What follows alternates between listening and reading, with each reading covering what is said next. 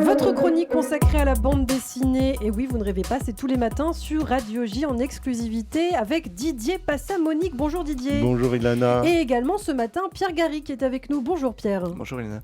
Alors on va commencer par vous Didier, ce matin avec cette BD que vous nous présentez, un album aux portes du palais. Comment les idées d'extrême droite s'installent en France ?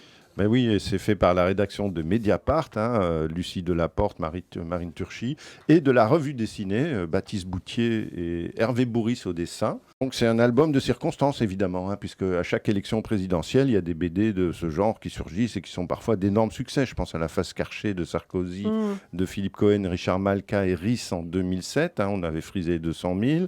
La présidente de François Durper et Farid Boudjelal dont les ventes... il y a eu 3 tomes, on fait 100 000. Donc la BD marche bien. Et pourquoi la politique donc ne s'en saisirait pas ? D'ailleurs, en 2022... La BD se fera témoin de la campagne présidentielle puisqu'à l'initiative des éditions d'Argo et du Seuil, 6 dessinateurs de bande dessinée vont suivre les candidats au plus près et publieront le fruit de leur enquête après le second tour le 13 mai 2022. Un projet intitulé Carnet de campagne séché d'Argo. Une première, on n'a jamais vu ça. Tout le monde a accepté, même Mélenchon, Le Pen, sauf Zemmour qui réfléchit. Bien, peut-être qu'on les invitera dans la diaspora des bulles, pourquoi pas ces dessinateurs en tout cas. Oui, oui, avec leur modèle peut-être, ça va faire une vraiment incroyable. Alors ici, vous nous avez dit c'est écrit par l'équipe de Mediapart, c'est quoi ? C'est du journalisme en fait ? C'est du journalisme, c'est dans la perspective du premier tour. Cet album fait le constat qu'il y a le face Le Pen-Zemmour, on en sait plus aujourd'hui, pressenti pour arriver au second tour contre Macron. Ils sont donc aux portes du palais, c'est le titre de l'album, ce qui serait un séisme majeur s'ils y arrivaient. Et elle fait le constat c'est une BD qui fait le constat de la porosité entre les idées d'extrême droite, jadis contenues dans un cordon sanitaire, et un certain monde politique, depuis Chirac et Sarkozy, qui piochent dans certaines idées de l'extrême droite pour se faire élire. Il y a le rappel du parcours de famille Le Pen, Jean-Marie, Marine, Marion, le point de détail, la proximité avec l'Action française, jusqu'à l'union des droites de Marion Maréchal et d'Éric Zemmour.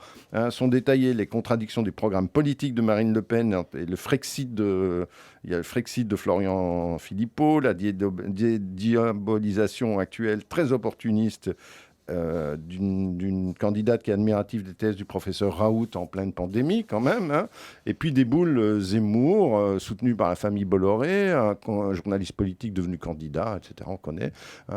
Tout ça sur le mode de l'enquête, avec des verbatims, des demandes d'interview qui ont été faites aux candidats, et puis Hervé Bourris, avec son très beau dessin, qui avait déjà fait l'histoire du rock ou de la BD en bande dessinée. C'est formidable, on peut y aller. Et donc c'est les portes du palais. Comment les idées d'extrême droite s'installent en France par la rédaction de Mediapart. Merci beaucoup Didier. Alors je me tourne à présent vers vous, Pierre Garrigue, et vous nous parlez d'une BD au titre intimidant, c'est L'Ogre Lion. Oui, c'est ça. Alors, c'est un titre un peu moins intimidant qu'aux portes du palais, en fait, finalement, quand on y pense. Ça s'appelle L'Ogre Lion, effectivement, sous-titré Le Lion Barbare. C'est signé Bruno Bessadi. Alors, c'est paru chez Dracou, une maison d'édition qui est créée en 2019 et dépendante de Bambou.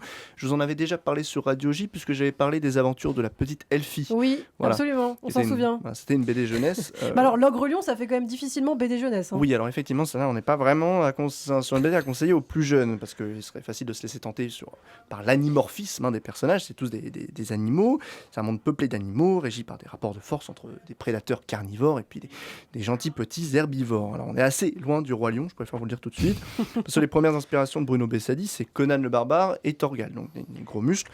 Il y a des gros muscles, il y a du sang qui gicle sur l'acier, bref. Pas très Disney, quoi. Voilà, c'est ça, risque de grosses castagnes avec chute de tripes. Je plaisante parce qu'il ne faut pas résumer L'Ogre Lion à ses combats parfois sanglants, qui dénotent d'ailleurs, et c'est une des idées que j'ai trouvées les plus intéressantes dans l'album, avec l'aspect très cartoon, très Disney des animaux protagonistes. Ah, quand même.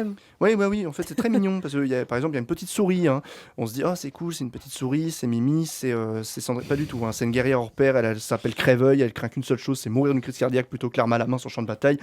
Bref, voilà, un petit peu contradictoire. Le lion, l'ogre lion, il est amnésique et traumatisé par son passé, les deux sont compatibles, et erre apparemment sans but dans le monde médiéval des contrées du Nord. Alors, puis un petit détail, il peut mourir et ressusciter à l'envie, mais lorsqu'il décède, un démon écorché à tête de bouc s'incarne en lui et ravage tout sur son passage.